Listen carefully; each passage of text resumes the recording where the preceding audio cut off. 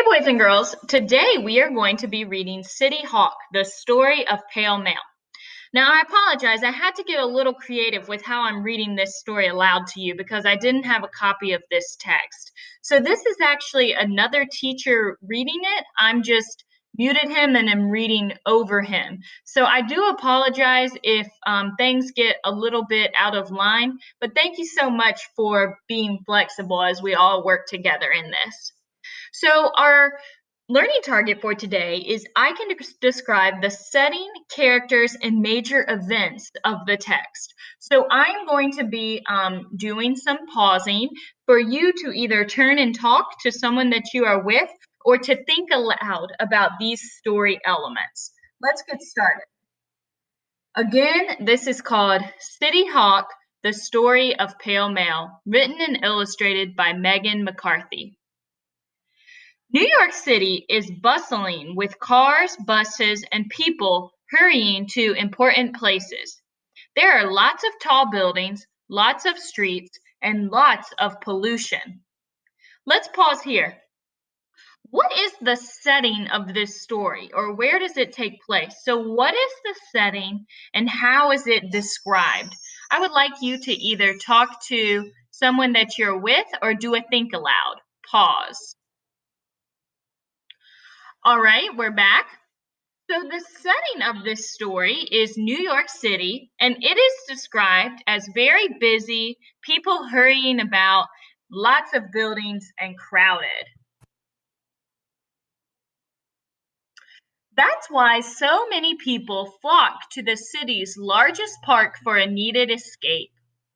While in Central Park, New Yorkers can take a nap in the grass, play catch on the sprawling lawns, or get a glimpse of a squirrel scurrying up a tree.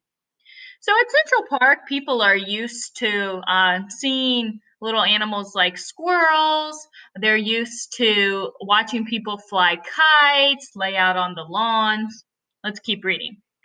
What they never expect is to see real wildlife, animals that usually make their homes in forests or on mountaintops or by rivers. So, wildlife is very unexpected in the park. People are not expecting to see that.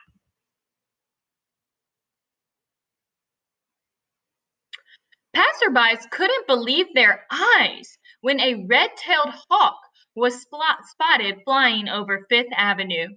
Bird watchers took an interest in the hawk. They named him Pale Mail because of his light feathers. Day after day, month after month, Pale Mail could be seen soaring high above Central Park. All right, so we have been introduced to a character here. It's very unusual to see this type of character in New York City. When I say pause, I want you to discuss or think aloud who is the character we just met and what do you know about him? Pause. Okay, let's review and see if you have the same thoughts that I do. The character that we met here is Pale Mail. We know that Pale Mail is a red-tailed hawk and he has light feathers. He's called Pale Mail because pale, referring to the lightness of his feathers, and male, he is a boy hawk. So Pale Mail is the character that we met here. Very unusual to see a red-tailed hawk in New York City.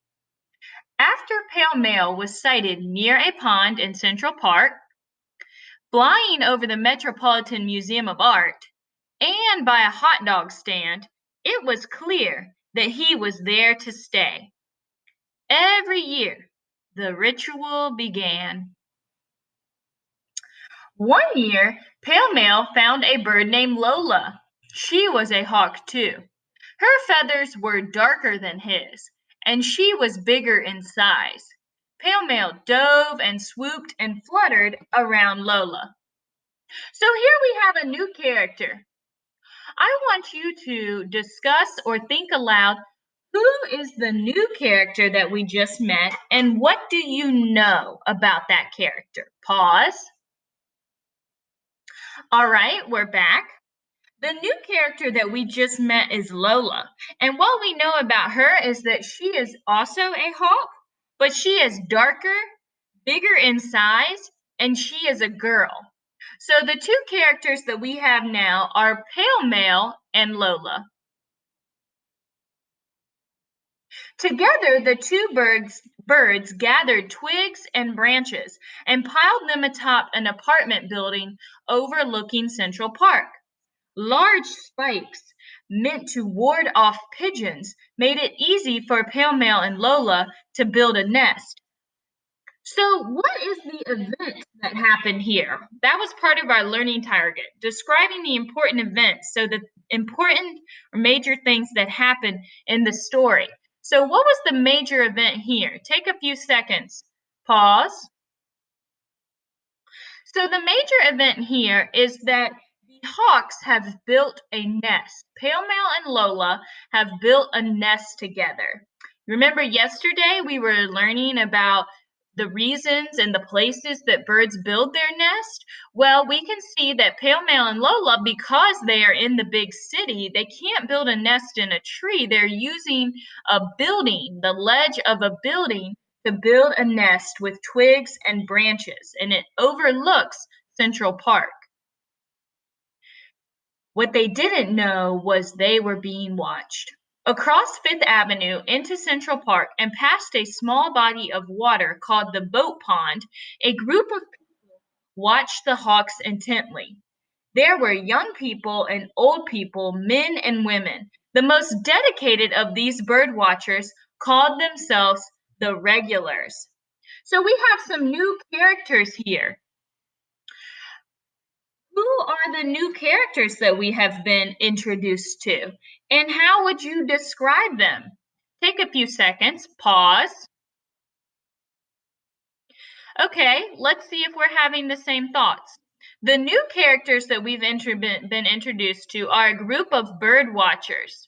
These bird watchers are called the regulars. And they are described as both old and young people, men and women, and they are dedicated. Dedicated means very loyal. Let's keep going. The regulars carried big cameras and big telescopes. They watched the action exactly like die-hard fans viewing their favorite sporting event. The question on everyone's mind was, did Lola lay eggs? Yes, but when would they hatch? The regulars arrived at the park before the sun came up, and they didn't leave until the sun went down. They waited in the rain, they waited in the dark, they waited and waited and waited. So describe the major event that happened on these pages. Take a few seconds, pause. Okay, the major event that happened here was that the regulars showed up every single day and they waited and watched day after day. They were curious about when the eggs would hatch. Finally, the two babies were born. They chirped excitedly for food. Pale Male was a good dad and worked tirelessly to bring plenty of food back for them. The regulars named one baby Handsome and the other Gretel. When the babies grew enough feathers and became strong, it was time for them to fly. Most hawks usually practice flying by hopping from tree to tree, but there were no trees. The babies would have to leap off the tall building and fly across Fifth Avenue. The fall down would be far. They hopped and hopped some more, but neither flew. So describe the major event that is happening here. Take a few seconds, pause.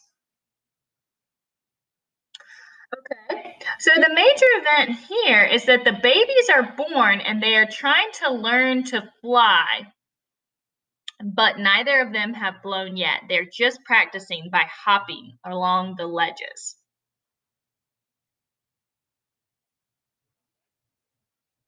At last, one morning before the sun peaked above the trees, one baby took the first flight, disappearing into the dark blue sky. So we have a baby flying. Let's see what happened. I hope he doesn't fall.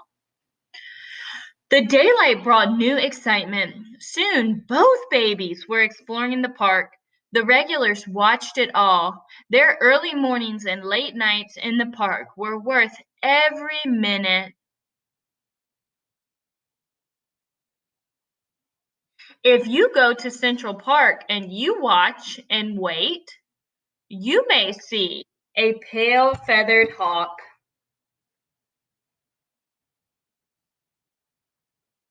And come spring, chances are there will be a nest. Inside the nest, there may be several eggs with babies ready to greet the world.